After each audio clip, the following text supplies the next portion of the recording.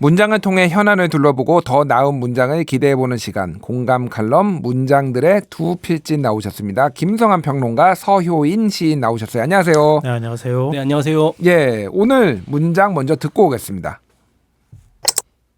나는 폐허 속을 부끄럽게 살고 있다. 오늘의 문장, 경희대학교 교수들의 시국선언문 첫 문장인데요. 많은 대학들의 시국선언이 이어지고 있는데 그중에서도 이 경희대학교 시국선언문 문장을 골라주신 이유가 좀 궁금합니다. 네, 시국선언문의 문장이라는 게 사실 읽어서 잘 기억이 안 남거든요. 안 남죠. 왜냐하면 딱딱한 문장이 많죠. 같은 주제로 비슷한 어떤 분들이 쓰시기 때문에 근데 이 경희대 시국선언문은 문학적으로도 굉장히 뛰어난 글이더라고요. 저도 읽어봐 이게 화제가 돼가지고 사실 이제 뭐 단톡방이라고 하죠. 이런 데서 많이 이제 올라오고 온라인 커뮤니티에도 올라왔는데 한편의 시 같다. 좀 그러니까 산문시 같은 느낌이 좀 저도 들더라고요. 그러니까 저는 막 후벼 파는 느낌이었어요. 아, 그래요? 읽는 사람들의 가슴을 막 후벼 파는 느낌. 왜냐하면 이제 그 굉장히 고민을 많이 해서 쓴 글이다 이런 생각들을 하게 됐고요. 아무래도 이제 대학에서 강단에서 온 교육자잖아요. 그래도 학생들한테 이렇게 세상을 살아라라고 얘기하는 입장에 있잖아요. 예. 그런 처지에서 나는 그런 말을 하지 못합니다. 이 문장들을 12번이라고 하는 나는이라고 하는 주어를 사용하면서 나열을 해요. 예. 그러고 난 다음에 이젠 그렇게 하면 안 된다라고 하는 자기 반성을 하고요. 그 다음에 앞으로 이렇게 모두 함께 합시다라고 하는 그런 얘기를 12개 문장에 대응하는 문장으로서 그걸 얘기를 해요. 그러니까요. 네, 그러니까 이 정권에서 이런 일이 벌어졌기 때문에 나는 더 이상 학생들한테 이렇게 하라고 가르치지 못하겠다. 다 이런 구조로 이렇게 쭉 이어지더라고요. 네, 그러니까. 맞아요. 이 시국선언문을 보면 사실 누가 썼는지 모르고 별로 안 중요할 때가 있는데 이 시국선언문을 읽으면 강단이나 연구실에서 고뇌하는 그 교육자. 네. 지식인이 보인다는 거죠. 그래서 지식이라는 구체성이 떨어졌던 인물이 드디어 보였어요. 이 글에서 아주 오랜만에. 알겠습니다. 한 문장만 제가 말씀드릴게요. 말씀드리시죠. 뭐뭐 하지 못한다. 얘기하지 못한다. 이게 12번을 반복한다고 제가 말씀드렸잖아요. 예. 한 문장만 제가 말씀드리면 이런 거예요. 나는 안타까운 젊은 청년이 이 나라를 지키다가 목숨을 잃어도 어떠한 부조리와 아집이 그를 죽음으로 몰아갔는지 알지 못한다. 더 이상 나는 강의실에서 군 휴학을 앞두고 인사하러 온 학생에게 나라를 지켜줘서 고맙고 건강히 잘 다녀오라고 격려하지 못한다. 나는 더 이상 이걸 못한다. 이런 걸 12번을 반복하는 거예요. 네. 근데 그러고 난 다음에 자기 성찰이나 이런 것들을 하고 그 다음에 12번을 당신과 함께 나는 무엇을 하고 싶다. 이걸 나열을 해요. 그러니까 12번의 첫 번째 문장에 대응하는 나는 무엇을 하고 싶다. 이걸 하나하나씩 나열하는 거예요. 그러니까 예를 들면 이런 거예요. 나는 당신과 함께 다시 모든 사람이 시민으로서 정당한 권리를 갖는 사회를 만들고 싶다. 나는 당신과 함께 다시 서로의 생명과 안전을 배려하는 방법을 찾고 싶다. 이걸 12번을 반복하는 거예요. 예. 그렇게 하면서 마지막에 한 줄에 자기 주장을 거기다 이제 집어넣는 거죠. 그렇군요. 오늘 골라준 문장을 보고 황지우 시인의 뼈아픈 후회가 먼저 생각나셨다고 하는데 이게 어떤 시인지. 예. 네, 이게 1998년에 출간된 어느 날 나는 흐린 주점에 앉아 있을 거다라는 황지우 시집에 실려 있는 시인데요. 이때 당시에 굉장히 베스트셀러가 됐던 시집이에요. 특히 IMF 그때. 예.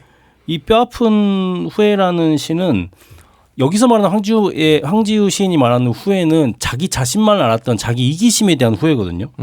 그래서 더 자세히 읽어드리면 나에게 왔던 모든 사람들 어딘가 몇 군데는 부서진 채 모두 떠났다. 아무도 사랑해 본 적 없다는 거 언제 다시 올지 모를 이 세상을 지나가면서 내 뼈아픈 후회는 바로 그거다. 누구를 위해 그 누구를 사랑하지 않았다는 것. 이게 이 시의 내용이거든요. 그래서 또 맥락이 연결되는 게 사실 자기 자신만 사랑해서 자기 자신의 성공을 궤도에 올린 사람은 후회할 일이 별로 없을 거예요. 예. 네. 근데 그런 사람마저도 난 나만 생각했구나. 그래서 내가 사랑했던 것들은 나를 제외하고 모두 폐허가 되었구나 하는 뼈아픈 후회를 하게 되는 그런 시인데 이 90대 중반의 정서가 2020년대 중반에 통한다는 게 그리고 이 시국선언문의 한 줄로 인용된 듯한데 한다는 게 좀 의미심장한 부분이 있죠. 그러니까 그 시에 이렇게 돼 있는 거예요. 예. 슬프다. 내가 사랑했던 자리마다 모두 폐허다. 이게 시작이에요. 아까 전에 처음에 나는- 나왔던 게 나는 폐허 속을 부끄럽게 살고 있다. 네, 맞아요. 어. 그래가지고 아마 이 시인, 그 황지우 시인의 시를 생각하셨던 것 같은데요. 이게 아주 짧은 문장인데도 불구하고 아까 제가 속을 후벼 파는 느낌이라고 예. 말씀을 드렸잖아요. 거기에서 가지고 있는 그 문장 한 문장의 어떤 그 울림, 이 공감이 굉장히 크다. 이런 생각을 좀 했고요. 저는 그 시국선언문 가운데 이태원 참사를 언급했던 부분이 굉장히 인상 깊었거든요. 예. 나는 이태원 참사 이후 첫 강의에서 출석을 부르다가 대답 없는 이름 앞에서 어떤 표정을 지을지 알지 못했다. 더 이상 나는 강의실에서 학생의 안녕을 예전처럼 즐거움과 기대를 섞어 이야기하지 못한다. 이 문장이 있는데요. 왜 제가 이게 인상 깊었다고 말씀드리냐면요. 눈먼 자들의 국가라고 하는 예. 이 책이라고 하긴 좀 그렇고요. 12명의 문인 그다음에 대학 교수 연구자 이런 사람들이 2014년 9월에 펴낸 책이에요. 이 문학동네에서 펴냈는데요. 당시에는 굉장히 큰 화제가 됐어요. 그러니까 세월호 참사에 대해서 우리가 그 참사를 목도했잖아요. 생방송으로. 예. 근데 그것에 대해서 이른바 위정자들이 제대로 된 설명을 하지 않고 질문에 대한 답을 하지 않는 모습에 대해서 이 문인들이 뭐 소설가, 시인 그리고 이제 연구자, 대학 교수 이런 사람들이 짧은 글을 하나씩 써서 그걸 모아낸 책이에요. 아, 예, 예. 근데 그때 개간 문학동네 편집 주간을 맡고 있는 신영철 교수, 뭐 문학평론가로도 많이 유명한 분이죠. 그분이 여기다 글을 썼는데 왜 이거를 묶어냈는지를 의도를 이런 문장으로 정리를 했는데요. 진실에 대해서는 응답해야 하고 타인의 슬픔에는 예의를 갖춰야 한다. 이것은 좋은 문학이 언제나 해온 말이다. 안타깝게도 이 말에 더욱 귀를 기울여야 하는 때가 있는데 지금이 바로 그런 때다. 이렇게 여러 사람이 글을 묶어놓은 문인들이 어찌 보면 현실 참여적인 글을 쓴 거잖아요. 이런 뭐 각각의 문인과 연구자, 교수들의 또 일종의 지식인이라고 할 수 있는 사람들의 생각들을 묶어서 책으로 낸 의도가 이런 것이다. 이렇게 정리를 해놨더라고요. 지금 다시 찾아봐도 왠지 제가 감수성이 좀 그래서 그런가요? 울컥한 느낌도 있고 그래요. 그러니까요. 이번 시국선언문을 보면서 좀 여러 생각이 저도 들었는데 후회 그리고 반성 뭐 이런 것에 대한 어떤 인지 이런 게 눈에 띄는데 이제 부끄럽다 이런 게 좀 주 정서인 것 같아요. 그러니까 저도 사실 이거를 보면서 문학 작품이 하나가 떠올랐어요. 그러니까 베르톨트 브레이트의 살아남은 자의 슬픔. 네. 그러니까 그게 이제 그런 거죠. 물론 난 알고 있었다. 단지 운이 좋아서 그 많은 친구보다 오래 살아남았다는 것을 그러면서 뭐 더 강한 자들이 살아남는다고 꿈에서 얘기하니까 그러니까 내가 미워졌다라는 건데 약간 이분들의 그게 뭐 더 강한지는 모르겠으나 어쨌든 굉장히 미안해하는 이런 정서, 부끄러움의 정서가 좀 있더라고요. 시인님은 좀 어떤 작품들이 좀 여기에서 좀 떠오르셨을까요? 이 시의 끝에는 김수영 시인의 절망에 대해 얘기 나오는데 사실 김수영 시인의 더 잘 알려진 시는 어느 날 고궁을 나오면서예요. 거기 보면 김수영 시인 본인이라고 생각되는 시적 화자가 뭐 출퇴근하면서 여기 명동 종로 이 근처였을 거예요. 이거 오가면서 갑자기 부끄러움을 느끼는 거예요. 나는 왜 큰일에는 분노하지 못하고 설렁탕 가격이 50원 오른 거에 분노하는가. 예. 나는 왜 저 자유를 핍박하는 위정자에게 분노하지 못하고 야경꾼이 시끄럽게 하는 거에 짜증을 내는가. 이런 내가 부끄럽다 하는 내용이거든요. 예. 그래서 사실 김수영의 풍모가 연구자라기보다는 자유를 갈망하는 예술인에 가깝거든요. 그 예술인의 시국선언문은 사실 그런 쪽일 것 같아요. 자기 자신의 부끄러움부터 파헤쳐 나가는 거죠. 그렇군요. 저기 평론가님은 생각하신 뭐 그게 있나요? 저는 아까도 말씀드렸던 것처럼 이 시대의 지식인은 어떤 모습이어야 하는가.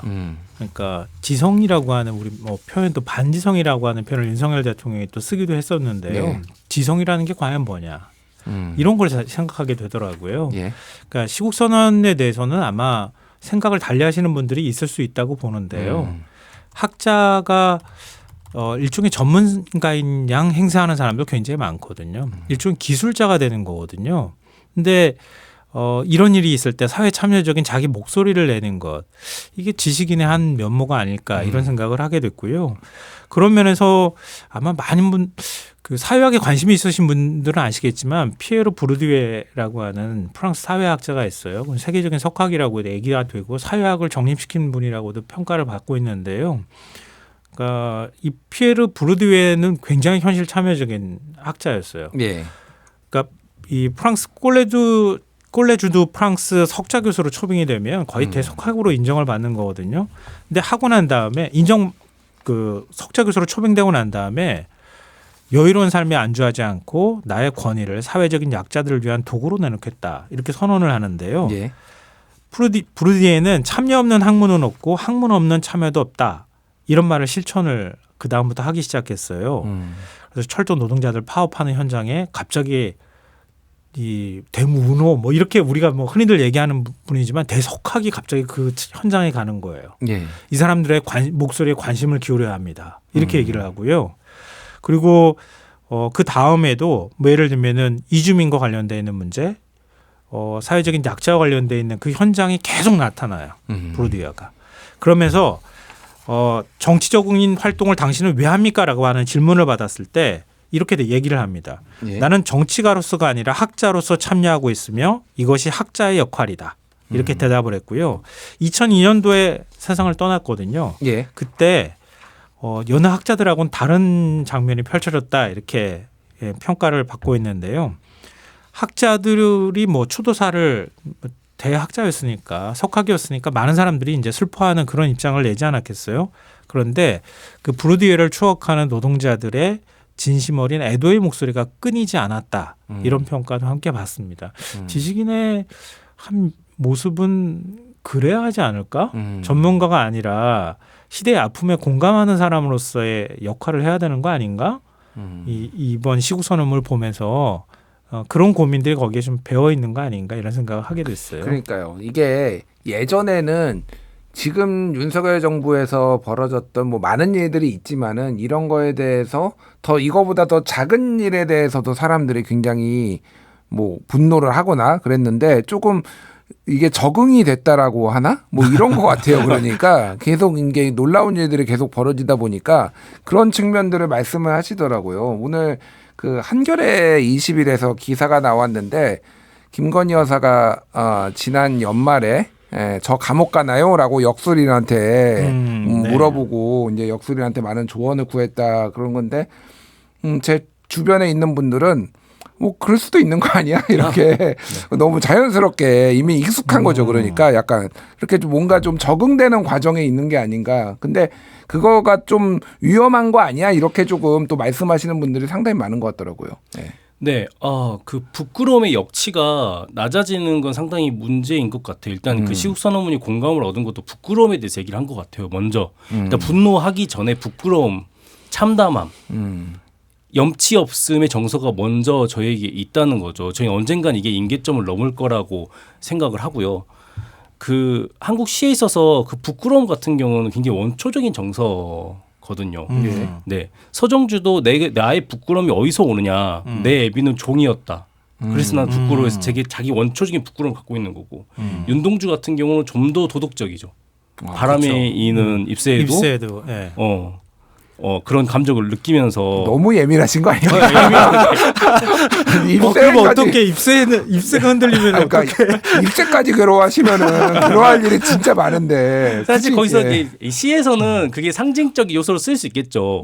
뭐 입새라고 하면은 뭐 이 땅의 민초가 될 수도 있는 거고 어려운 사람들 사회적 소수 그리고 그 바람이라는 것들은 그거를 휩쓸어 밀어버리는 외부의 강력한 힘으로 해석할 수 있는 거거든요. 시 안에서는. 근데 이제 김수영에 이르러서는 좀 더 뭐랄까 직접적으로 그 염치, 부끄러움 같은 걸 얘기를 해요. 그래서 이 시국선을 보면 절망이라는 시가 뒤에서 좀 더 구체적으로 인용되는데 예. 절망이라는 시를 제가 한번 읽어드리면 예. 풍경이 풍경을 반성하지 않는 것처럼 곰팡이 곰팡을 반성하지 않는 것처럼 여름이 여름을 반성하지 않는 것처럼 속도가 속도를 반성하지 않는 것처럼 졸렬과 수치가 그들 자신을 반성하지 않는 것처럼 바람은 딴 데서 오고 구원은 예기치 않은 순간에 오고 절망은 끝까지 그 자신을 반성하지 않는다. 여기서 김수영이 말하는 절망은 졸렬과 수치인지도 모르는 게 절망이에요. 졸렬과 수치를 모르기 때문에 반성을 할 수가 없죠. 풍경과 곰팡과 여름과 속도는 우리 감정이 아니고 우리랑 상관이 없는 거라 사실 반성하지 않아도 되는 것들이에요. 곰팡이 곰팡을 어떻게 반성해요? 그렇죠. 그런데 그래서 시를 읽다 보면 곰팡이 어떻게 곰팡을 반성해? 속도는 속도인 거지. 그런데 갑자기 졸렬과 수치가 나오면서 한 대를 딱 치는 그런 시거든요. 아 그래 나는 나의 졸렬함과 수치에 대해서 피하려고만 했지. 혹은 정당화하려고만 했지. 그걸 반성한 적이 없구나. 일단 모든 문제는 자기 인식에서부터 시작이 되거든요. 예. 그래서 저는 이 시를 꼭 대통령께 한번 권해 드려보고 싶습니다. 근데 이게 최정래 시인이에요. 이걸 인용한 적이 있었어요. 예. 그러면서 바람은 딴 데서 오고 구원은 예기치 않은 순간에 온다. 이 말 뜻이 뭘까 굉장히 궁금했다 그래요. 근데 주역을 공부한 지인이 자기한테 메일을 보냈대요. 거기에 이런 글이 쓰여 있었다고 소개한 글이 있거든요. 그 지인이 보낸 글에는 이런 내용이 있어요. 가득 찬 것이고 기울어지지 않는 게 없다. 그것이 자연과 운명의 법칙이다. 바닥이라고 생각될 때는 노력만 하면 좋아질 수밖에 없는 것이고 잘 된다 싶더라도 겸손한 마음으로 가득 채우지 않도록 해라. 이렇게 조언을 했답니다. 주역이요. 그 주역을 잘 아는 지인이 이 얘기를 일종의 조언이자 충고를 해줬다는 거예요. 그렇군요. 일단 주역을 잘 아셔서 해석을 잘하는 게 아닌가 하고 그 생각이 좀 들고요. 그러니까 이게 뭐 마찬가지. 그러니까 모든 걸 만사가 그런데 주식시장도 언제까지 주가가 오를 수는 없잖아요. 어느 정도 이제 총 오르면 그렇죠. 다시 이제 어느 정도 또 빠질 수밖에 없고 언제까지 떨어질 수는 없잖아요. 또 그렇죠. 그러면 또 다시 이제 오는 거고 권력도 역시 다리 차고 기우는 것처럼 똑같이 그렇게 되는 게 아닌가 그런 생각이 드네요. 네, 절망에 대해서 우리가 지금 얘기하고 있잖아요. 절망하지 말라라고 얘기한 분이 있어요. 스테판 에셀이라고. 네. 아마 이 책 읽으신 분이 있을 것 같아요. 2011년쯤에 굉장히 화제가 됐던 분노하라라는 맞아요. 책이었죠. 예. 네. 이 93세 노 레지스탕스였거든요. 그러니까 프랑스가 비시 정권, 그러니까 독일 나치의 괴뢰 정권. 예. 그 비시 정권에 저항하기 위해서 레지스탕스가 저항을 했잖아요. 그때 참여했던 분이에요.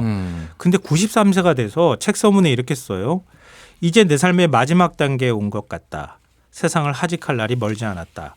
그래도 이만큼 나이 들어 그간 나의 정치 참여에 토대가 된 것들을 돌이켜볼 수 있으니 참으로 다행이다. 이렇게 얘기하면서 레지스탕스 정신은 뭐야? 우리가 프랑스를 어떻게 만들어 왔어? 그 정신과 가치가 위협받고 있어. 침묵하지 마. 레지스탕스의 기본 동기는 분노야. 분노해. 이렇게 한 거예요. 근데 그게 프랑스에서 엄청난 반향을 일으켰고요. 전 세계에 이 책이 굉장히 많이 팔렸거든요. 예. 한 30여 페이지밖에 안 되는 책인데도 불구하고 국내에서도 많은 분들한테 절망하지 말자. 침묵하지 말자.